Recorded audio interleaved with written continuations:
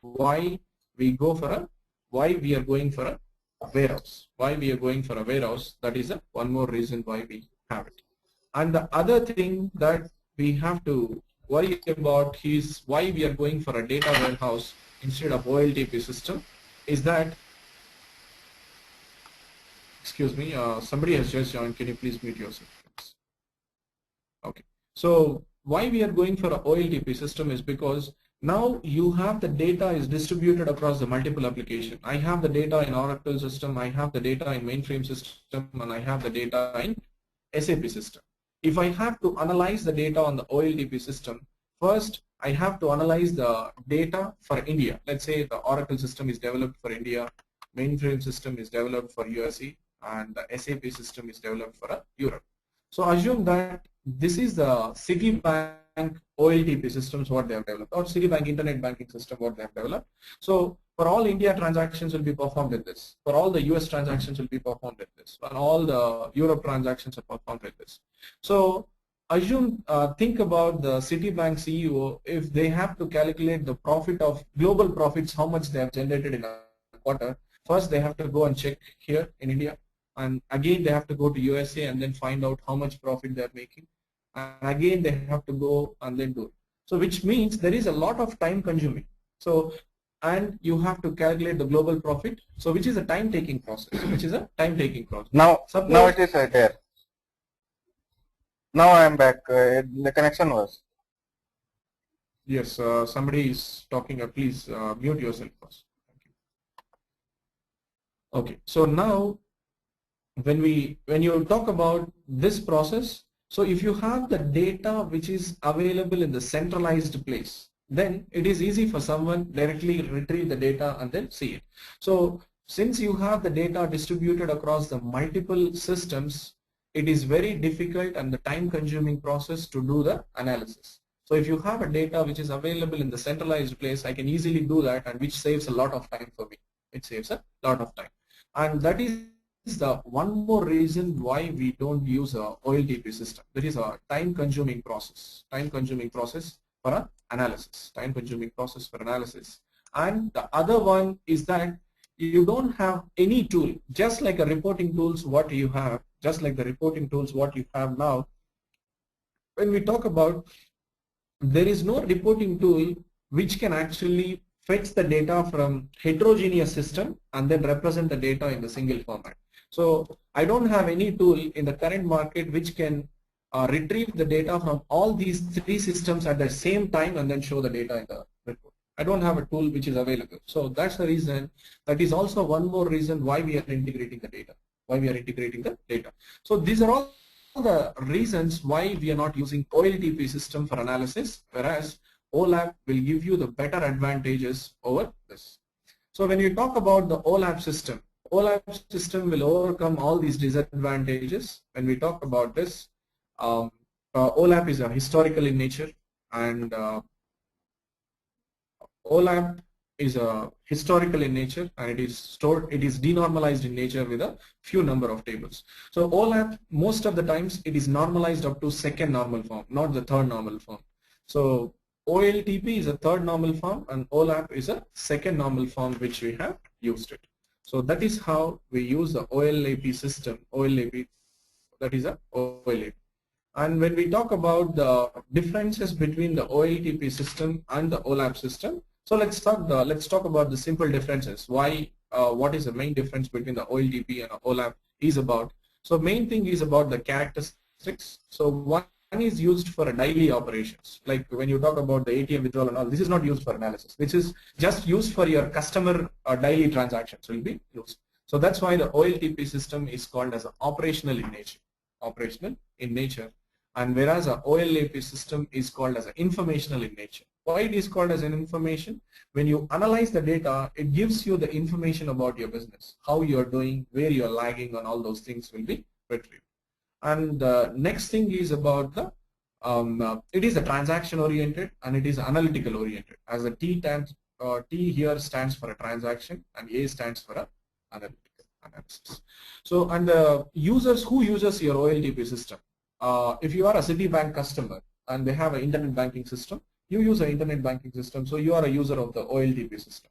And when you go and visit a bank, a clerk who entering the data into the system, he uses a system or a database professional. But who uses the data warehouse? Who uses the data OLTP system? It is completely used by your top level management team, that is a knowledge workers. When I say knowledge worker, it can be your CEO or COO or a branch manager or sales manager who uses, or a marketing manager who uses it. So this is completely used by the knowledge workers and then to do that. And the next one, yes, somebody has actually muted. If you have a question, go ahead, please. Yeah, Vivek, you can mute yourself, otherwise I can mute from my end. I muted you. Okay, so the next thing is that which you have to understand is about the data. What kind of a data that will be present? So in the data, you'll have a most recent data. You'll have a most recent data, and the OLAP system, you'll have a historical data which will be present. And what is it is actually used for a day-to-day operations OLTP system, and the OLAP system is used for a decision support system. Decision support. I mean, it's used for making the decisions. By analyzing the data, what you do? By analyzing the data, you take the decisions, and then that decisions will be reflect in your revenues, and then all those things. And the DB design, most of the time, the OLTP system will have an application-oriented system, and the OLAP is a subject-oriented. OLAP is a subject-oriented, means it is based on the each subject area the data is categorized. And the unit of work, whatever you do, it will do a simple transactions. Here you will fire a complex queries for analysis. So the OLTP system, most of the time, you read the data from the system, at the same time you also write the data into the system, which means whenever you perform a transaction, that's nothing but you're inserting the data. So that is a read-write, both the things will happen in the OLTP, and when it goes to the OLAP system, you'll have only the read operations. So business users always will read the data apart from the ETL process. So that's how the OLTP, and there are other differences also. When you talk about the OLTP system, the data will be keep pouring into the OLTP system, because whenever a customer performs the transaction, or whenever a bank clerk enters any data while opening an account or anything, so the data will be coming into the OLTP system. And the OLAP, this system, this information will be out, means based on the analysis, the information will be written. Since the OLTP system does not store the historical data, you'll have a less number of records which will be present in the OLTP system, whereas your OLTP system will have millions and millions of records. Because, so let's say OLTP is hardly storing the 5 transactions what you have done. So within a year or 2 years, you might have performed 100 transactions or 150 transactions. For a customer, if you are thinking about 150, 10,000 customer, it will be in the millions. So OLAP system will have a millions and millions of records which will be there, but whereas the OLTP system, which will have only the very less number of records which will compare to that.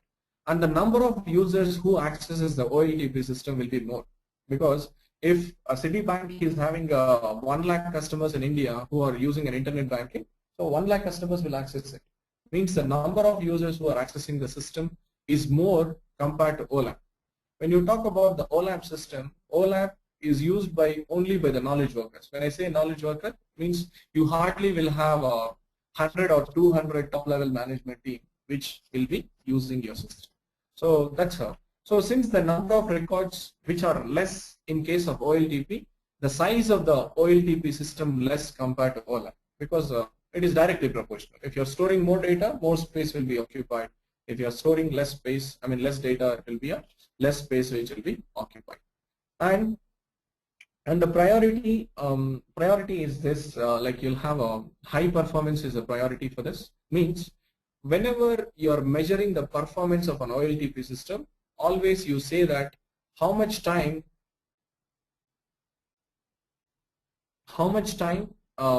it is taking to perform the transaction, and the OLAP system it will take like how much time it is taking to retrieve the output. So when you measure the performance, so one is a transaction throughput, another is a query throughput. So we'll measure the performance in terms of a transaction, and we'll measure the performance in terms of a query throughput. So that is how there are a lot of differences between the OLTP system and the OLAP system, and why we are going for a data warehouse. Yeah, main advantage. Yes, go ahead, Hari. Yes.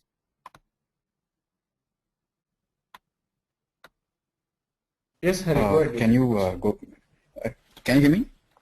Yes, yes. Okay, I can. Yeah.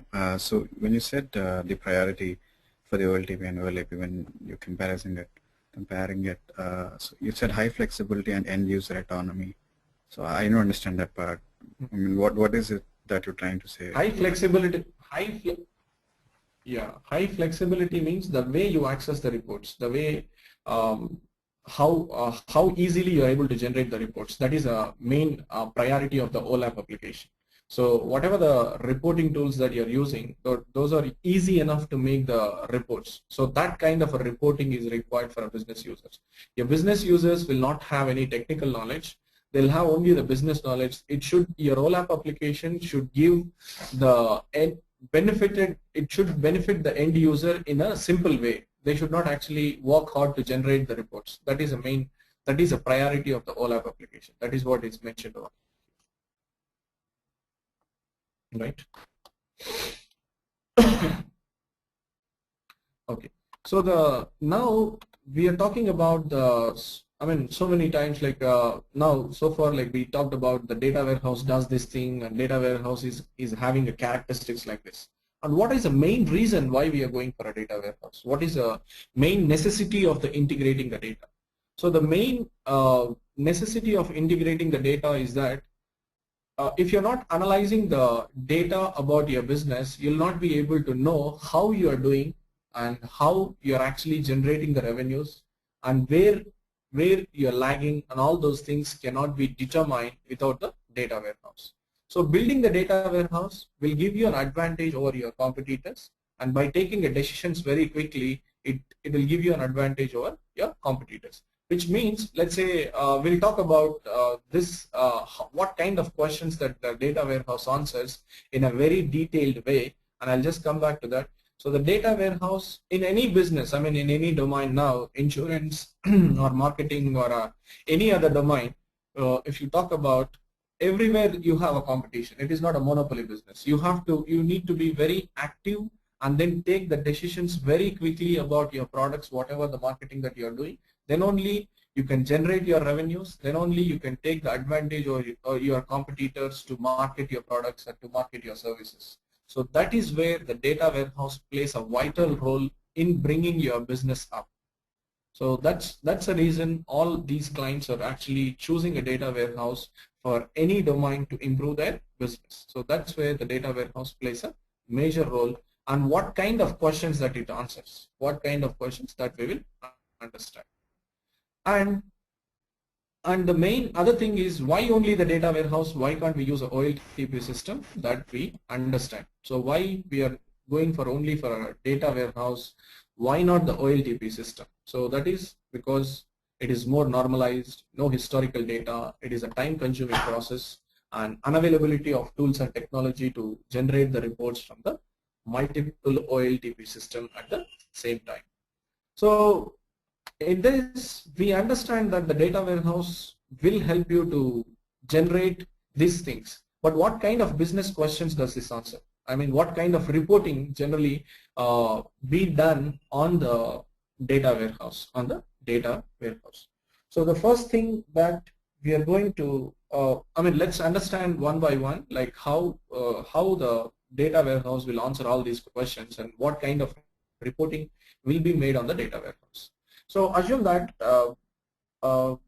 if somebody, sales manager, Apple sales manager, wants to identify how much revenue that they're generating from each region, how much revenue that they're generating from a APAC region, how much revenue that they're generating from the Europe, how much revenue that they're generating from North America, South America, and all these things. So when you want to identify the sales distribution according to the region wise, then by just generating a simple report, they can identify how much revenue that they are generating from each region. So it will be a simple process for them. So this kind of a questions can be answered by your data warehouse. And I also assume that Apple has come up with a lot of products. Like, let's say you have 4, 4S, 5S, 5C, and a lot of products are there in the market. And there will be a few among those may not be doing good. If you want to identify what are the reasons why it is not doing good and why it is slow moving, what is the disadvantages with that product, if you are able to understand, then you can come up with a better product with a better futures within a short period of time. If the product is not doing, you can't wait for a long time to see the response of the customer. So you'll have to take the decision very quickly, identify what are the disadvantages and what are the drawbacks of that product, and come up with a better product even before your competitor comes up with a new product. So that is one more advantage that you get, and this kind of a question, this kind of a question can be answered by your data warehouse. And the other thing is that, and if you want to identify like which sales agents are doing better and which is not doing better, not better, in the sense like, let's say I'm actually selling my iPhones through various channels and various sales agents I'm selling. I'm selling through the eBay, I'm selling through the Walmart, I'm selling through the different other Amazon, and every site I'm selling it. Who is actually promoting my product better? I want to understand which sales agent is actually making my profit. Which sales agent is actually doing better and who is not doing better. If one of the sales agent is doing better, we can give them the promotional offers to encourage them to sell so many even more products better than that. So that is one more advantage that you get with these things. So in terms of defaulters profile, let's say in the credit card industry, if somebody is not paying the bill, if you don't know how many number of people are actually are defaulters in a particular region, you will not be able to follow up with them. So this defaulters profile, in order to identify the defaulters profile and all those things also will be determined. And the next thing is about identifying the profitable customers. So what is the advantage of identifying the profitable customers? So you have a lakhs and lakhs of customers. Among all those, there will be only 1,000 customers who are actually giving you a profit, and the rest of all the customers are actually neutral and they're not making any revenue for you. So if you're identifying a profitable customers, you can actually encourage them with a new offer. Sometimes whenever you actually pick the call, the people will call you and then say that, so you're actually, the mobile usage has crossed the more than actual limit, and we are offering you a postpaid and all those things. So these services and all will come by analyzing it. Unless you analyze that this customer is not, how much this customer is actually spending for this money, you will not be able to identify who is a profitable customer and who is not a profitable customer. So you need to analyze the data, and this should be done on a historical period.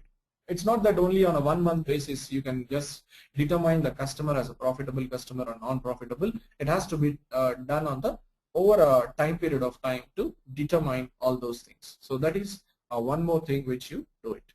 And as and when you actually have to compare your business, we always compare the growth of the business from the past year or the previous to previous year and all those things. So if a company has to compare the revenues, how much they're actually growing, how much they're growing from year to year and how it is going. So this this also will be determined by this.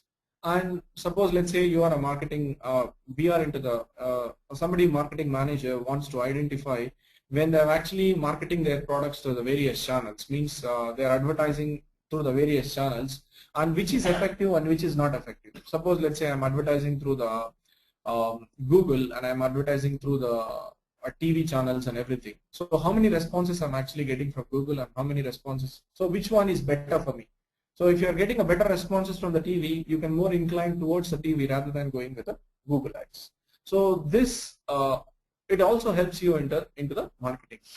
And moving on to the next, and the more important thing is that based upon the historical analysis, you'll be able to predict your future and what is going to happen in the next year. And you can also plan your budget accordingly based upon the historical experiences. You can also plan your budget accordingly to determine that. So that determines a strategic planning and budgeting also will happen. That's why the data warehousing system, the analysis, is called as a business intelligence. Means you're able to forecast your business, what is going to happen what is going to happen in the near future, and what kind of risks that you face, what kind of liquidity risk you'll have, what kind of currency risk that you have, what kind of interest rate risk that you have. All these kind of are predictable. So you can easily predict what is, you can easily forecast what is going to happen with the historical analysis and then by doing the analysis. That's why the data warehousing system is also called as a business intelligence system. It's a kind of an artificial intelligence which is being provided by the data warehouse analysis. That's why it is called as a data warehouse business intelligence, DWB we prefer it. So these kind of questions will be answered by your data warehouse whenever you analyze the data, and apart from, instead of analyzing the data on the OLTP systems, and these questions will be answered. And we have already seen that why decisions. Data warehouse is also called as a decision support system, because based on the analysis you're making the decisions. That's why it is called as a DSS. DSS, that is your decision support systems which you have. And we already understand the benefits about the data warehouse. One is flexible, another is a high availability, and you'll have a quality and complete data, and it helps you to focus on the information processing, and it helps you to identify. It's a kind of a knowledge discovery for a business users when they're analyzing the data. So a lot of benefits which you have. That's why you are going with a data warehouse and use the data warehouse, right? So this is so far we discussed about the benefits and all those things. And so far, if anybody has any questions, you can go ahead and we'll discuss and then move on with the next slide. Any questions? Okay. So now you understand that what is, yes, I'm not sure what is your name, but it's being displayed as Del123. Yes, I'm replying to you. Yes, this is the first class that we are taking. Yeah. And the next thing is that you understand how you're going to build a data warehouse and what are the differences. Yes, if you have a question, please go ahead, please.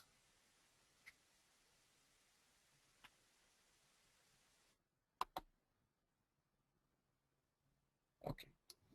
So we understand what are the advantages of the data warehouse, what are the limitations with your OLTP system and all those things. So the next step is that when you understand how are you going to build the data warehouse, what is the process that you're going to follow to build the data warehouse. So whenever you want to build the data warehouse, first you have to understand what are the business drivers, for which, what kind of business reports that you are going to generate. First, that is the first thing that you have to determine. First, understand who is going to sponsor, and when you are developing a data warehouse, what are the risks that are involved in the data warehouse? What are the risks? So when I develop, what kind of risks that I'll face, and if I'm spending so much money on it, will I be able to get? That is a return of investment also you have to think about. So you have to think about all these things, identify the key drivers, sponsorship, risks, and then the return of investment. So once you understand all these, then as a next step when you have decided to build a data warehouse is that first you have to understand the functional requirements of a customer. So what kind of analysis? Sponsorship means who is going to pay the money for a, it's like whenever you start building a data warehouse, from the business side, who is going to sponsor that project? Let's say you are actually taking a project from the Walmart, and Walmart will have different departments, right? They'll have a marketing department, they'll have a sales department, they'll have a human resource. So you're building a data warehouse, whether you'll get the money from the human resource department or you'll get the money from the sales department, who is going to sponsor that project? So that's nothing but the cost, who is going to bear it. So next thing is that you have to determine what kind of reporting that you're going to do and what are the functional requirements and for which subject area.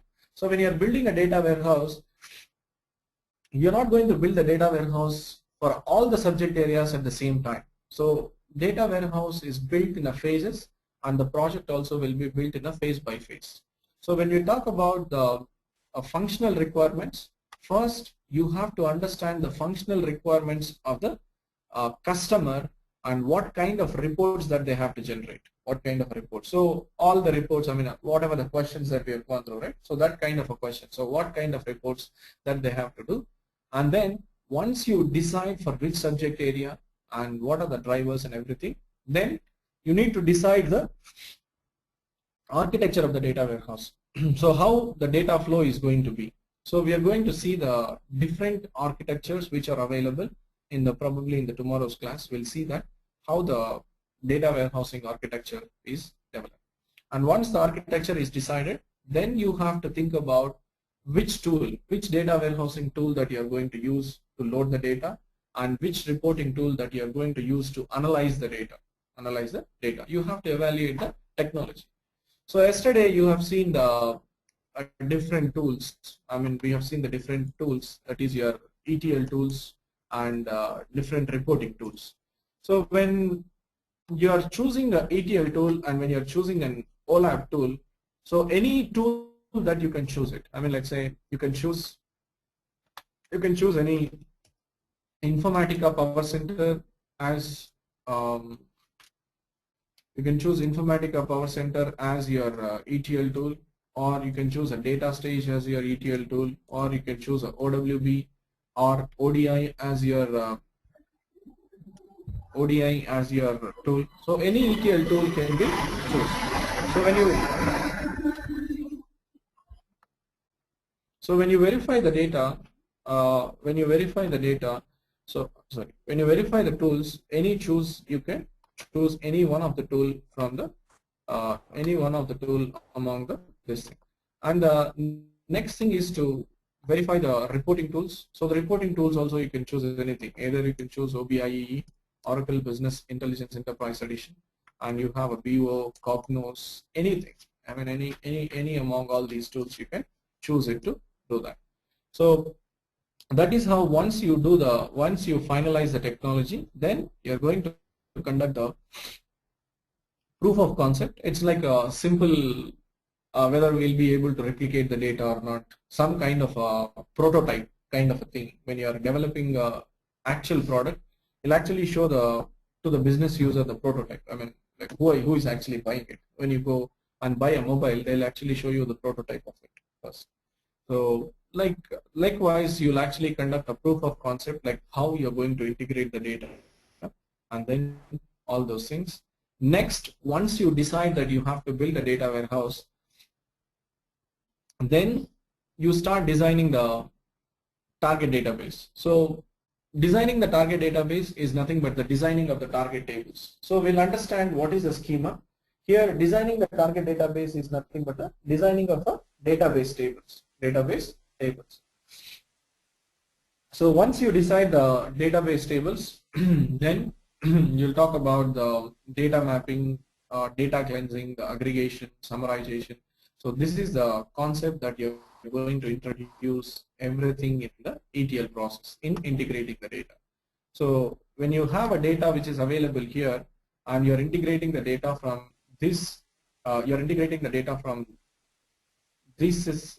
these OLTP systems into the data warehouse. Here you're going to extract the data, transform, all the ETL process will be applied, and you'll define the separate mappings for it. So what is a mapping? All those things we'll understand. That is a term that is being used for a ETL program here, which will use it. And we'll also understand what is a data mart, what is a data warehouse. Data warehouse is a subset, data mart is a subset of the data warehouse. How are you going to build the data mart and all those things? And this is maintaining and administration of the data warehouse is a continuous activity that which you are going to follow to data mart. So that is how you follow the different steps or the different process steps which is used to build the data warehouse, and we need to understand the few terms. I'll just come back to this after going through the data warehousing components or the architecture of the data warehouse. So this is an architecture diagram of the data warehouse, how the data flows from the OLTP system into the data warehouse. So you actually extract, so the data warehouse will not be loaded directly from the OLTP system into the data warehouse. It is actually done in the phases. It is done in the different stages. You can call it as stages rather than phases. It is done in the stages. First, you'll extract the data from all these OLTP systems into the staging area. That means staging area is a temporary area. Staging area is a temporary physical area. It will be existing in your database, just like a physical table. It will be there will be a group of staging tables which stores the data from these multiple tables, and then first we store the data into the staging area. And when you are loading the data, when you are extracting the data from OLTP to the staging area, generally we don't transform the data. We'll just extract it and then dump it. We don't apply any transformation rules. Means like we don't massage the data or we don't modify the data as such. First, whatever the data that is present in the OLTP system, just extract it and then dump it to the staging area. Once you have the data available in the staging tables, from there you'll apply all these techniques, cleansing techniques and the data transformation technique. So what is data cleansing? What is data cleansing? So when you say what is data cleansing is the process of cleaning the data, the process of removing the erroneous data, the process of applying the business rules. All these things is called as a data cleansing. Means you'll clean the data, you'll reduce the redundant data, you'll reduce the inconsistent data. Suppose let's say you have a SSN number which is of 10 digits, and if SSN number is less than 10 digits, then I just want to reset that record. So that is a one thing that which you follow. And you have a duplicate record, means same customer information you are receiving multiple times. I just have to clean that data before loading into my target. So that is one more data cleansing process that we follow. So likewise, you'll apply the different data cleansing techniques, and the next thing is about the data transformation technique. So what is a data transformation? Data transformation means like you are modifying the data from one form to the other form. Let's say you have a character data and you want to convert the character data into the date data type, or you want to convert a normalized data into the denormalized format, or you want to aggregate the data. All these kind of a modifications which you perform is called as a data transformation. So when you go here, once you start doing it from the staging area, you'll apply the cleansing operation and then the transformation operation, and then load into another area called as a ODS. ODS stands for a operational data store. So staging area, what is difference between the staging area and the ODS area? So in the staging area, you'll have only the incremental data, and the ODS will have the data for till 90 days. ODS will have a data for 90 days. So this is just a raw data. This is a transformed data. So and also in the ODS, you'll have a detailed level data which will be present. Detailed level means, suppose let's say if the customer in one of the table, customer has performed 10 transactions. So here also, if you refer that table, you'll have 10 transactions for that customer, which means you have not aggregated the data. It is a detailed level data. Detailed level data will be present in the ODS. So once you load the data into the ODS tables, then you're going to aggregate it. Aggregated means aggregation is nothing but the calculation of profits, calculation of average values, calculation of all these aggregations, minimum, maximum, sum, average, all these things. You'll aggregate the data, then finally load that into the data warehouse. So your data warehouse will have the data which is required for your reporting. Let's say your business user wants to view the revenue at the year level, then your data warehouse will have the revenue at the year level. So if the business user wants to see the data at the month level, so then your data warehouse will be aggregated and you'll have the data at the month level. So likewise, the data will be aggregated and then stored in the data warehouse. So once you have the data warehouse ready, then you have the different data marts here. We'll come back to that. So data mart is nothing but the subset of the data warehouse. Data mart is nothing but the subset of the data warehouse. When we talk about, so we have a data already present in the data warehouse, then what is the point of building again a data mart? Here. So you have a data here, and why we are again building a data mart here? So suppose in the data warehouse, you have a denormalized data. And if you further want to denormalize, if you further, let's say now your business user is interested today at the quarterly reporting, means they just want to identify the revenues at the quarter level and then generating a reporting. And in the future, they have come up with another idea saying that we need to actually identify the weekly reporting. So every weekend sales we. So in the data mart, it is a further denormalized structure will be there, further denormalized. And also the data mart it is not that every project will have a data warehouse and the data mart both. So there are different architectures which are available, and based upon the project, whether you can have only the data warehouse or you can have a data warehouse with a data mart. We'll see the different data warehousing architecture in the coming slides tomorrow. So now when we talk about this, so staging area, ODS area, when I say data warehouse, this is nothing but the group of tables which are existing in your database. First, you will extract the data from these tables and then load it into the staging area. Staging area means staging table. Let's say you have so just assume, let's just take the same example. Here you have a customer C1 table. Okay, let me just give you the clear example by building the another paint diagram.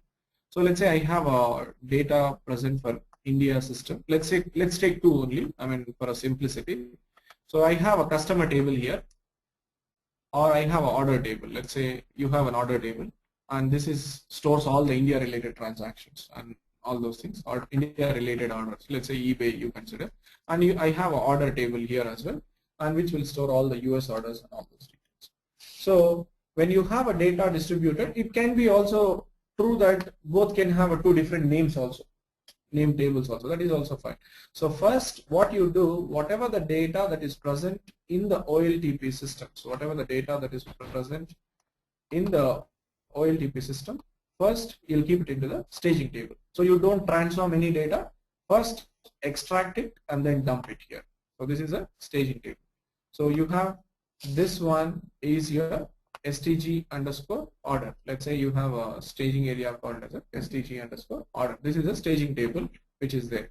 First you'll extract it in here, then before loading into the ODS area, and also it is true that it is not necessary that every project should have every data flow should have a staging area, ODS area and the data warehouse. You can also skip it. You can have just only the staging area and then directly load it. So when do we require a ODS? I'll come back to that step. So now let's say you have from the staging area, you are loading the data into another table called as a ODS underscore order. ODS underscore order. Here you are applying the cleansing techniques and the transformation techniques. Then you are applying the transformation techniques, all those things. Then, okay, this is the ODS order table. Okay, let me just call it as ODS order. And from ODS order, you'll aggregate the data, then load it into the data warehouse. So in your data warehouse, you might have a table called as a fact underscore sales. That is I'm just calling it as a fact. What is a fact we'll understand later. What is a fact table name? So from ODS order, it will go and then go and sit here. It will go and sit here. So here what you do, you'll aggregate the data, summarize the data, all these techniques. So if you want to aggregate, summarize, all these things will be there. So at every stage you'll have a ETL program. So here you'll have a ETL program 1, which integrates the data from these into staging area, and here you'll have a program 2 which will integrate the data from staging to the ODS, and here you'll have a program 3 which integrates the data from ODS to the data warehouse, ODS to the data warehouse. Likewise, you'll have a different programs which will be built to do that. And whenever you're extracting the data from this OLTP tables, so we are not going to extract the data every day, whatever the data that is available. So whenever we are extracting it, what is happening? 1 second. Yeah. So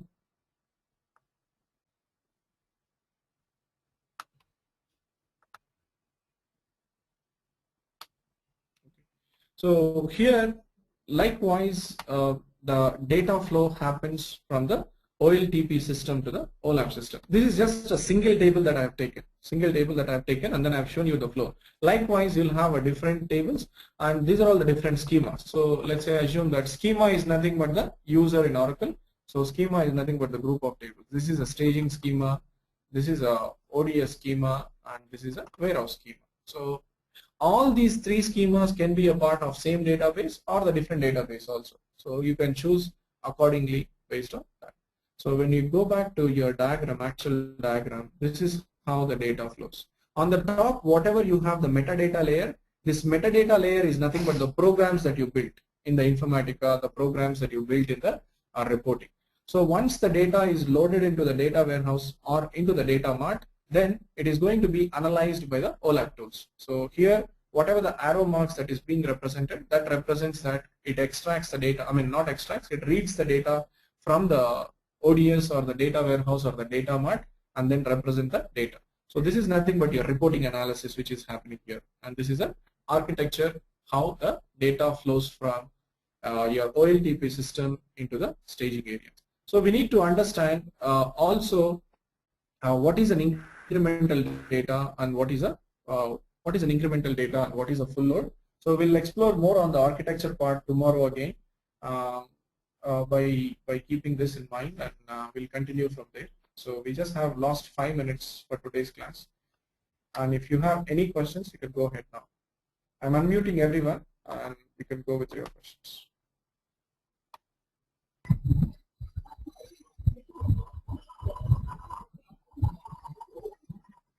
Yes. Any questions from anyone, please?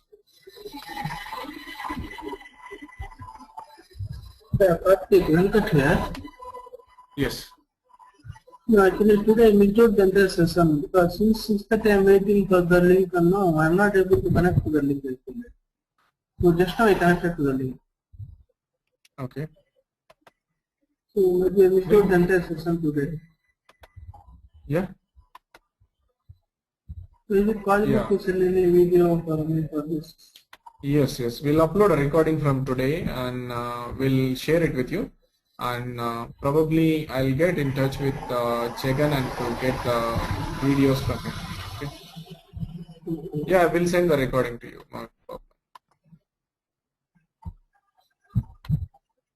Okay. Yeah. What is your name? I actually see your name as Del123. No, I understand, Venkat. Yeah, I answered your question, Venkat. Yeah. Yeah, Sabyaji. You don't need actually the complete Unix shell scripting programming. Whatever is required, we are going to teach you in the class.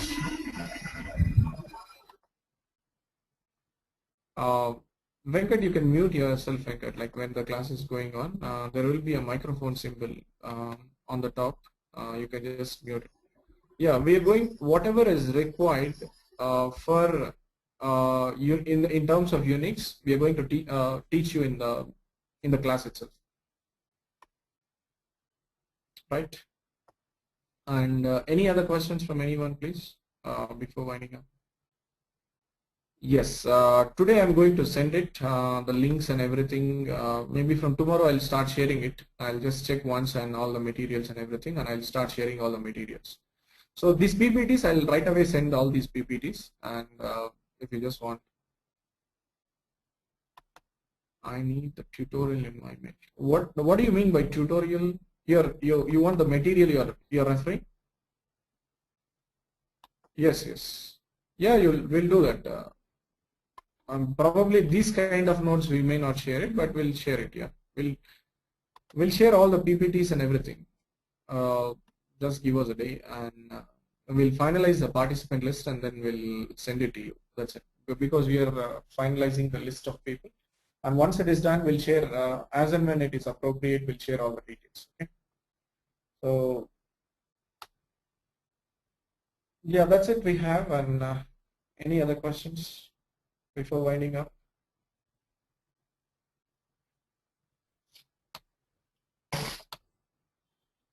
Okay then, thank you. We'll meet tomorrow to discuss the rest of the topics. E. Where do you see ETL? Okay, extract. Sorry, you missed yesterday's session, right? So what we can do is like I'll ask Jagan to send you the videos what we have recorded for the previous sessions, and yesterday's video also he has recorded it, and ask the Jagan to send it, so he'll give it to you. Okay, just call him now and then ask him to upload the video, and probably going through that video and today's class will help you to understand from end to end. Okay. Okay, then thank you. Yeah, Ranjit, can you drop your number, Ranjit? I don't have your number actually to call.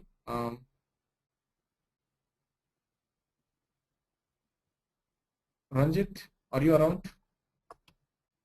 You're on the mute. I don't know if you're speaking.